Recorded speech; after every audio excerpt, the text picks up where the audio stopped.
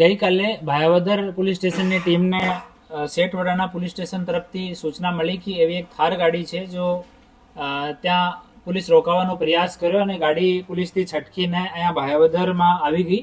તો ભાયાવદર પોલીસે એના માટે બેરિકેટિંગ કરી ગાડીને રોકવાનો પ્રયાસ કર્યો. તો ભાયાવદર શહેરમાં આ ગાડીને બેફામ ભગાવવામાં આવી અને અમારી પીસીઆર અને પીઆઈ પોતે જઈને અને ગાડીવાળાને કાબૂમાં કર્યો. અને કાબૂમાં કર્યા પછી એનું નામ મહેન્દ્રસિંહ ભૂપતસિંહ જાડેજા આ જામનગરનો રહેવાસી છે ઓર એની સફેદ કલરની થાર ગાડી GJ10 EC 7215 આ ગાડીને ડિટેન કરવામાં આવી. જોકે એવો મામલો જામનગર પોલીસ એને ફોલો કરતી હતી તો આની સ્ટેશન ડાયરીમાં નોંધ કરવામાં આવી અને આ માણસ મહેન્દ્રસિંહ ભૂપતસિંહ જાડેજાને અને ગાડીને જામનગર પોલીસને હેન્ડઓવર કરવામાં આવી છે અને ત્યાં શેઠવડાલા પોલીસ સ્ટેશનમાં એની આગળની કાર્યવાહી ચાલુ છે.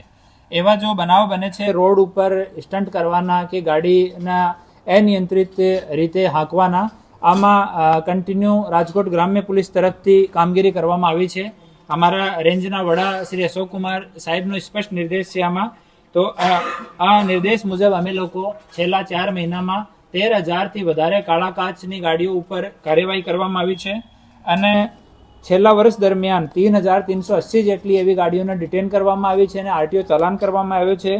સિર્ફ જનવરી 2026ના મહિનામાં 469 ગાડીઓ ડિટેન કરવામાં આવી છે, જેમાં મોટાભાગની ગાડી SUV ટાઈપની ગાડી છે, થાર, ફોર્ચ્યુનર, સ્કોર્પિયો ટાઈપની ગાડી છે.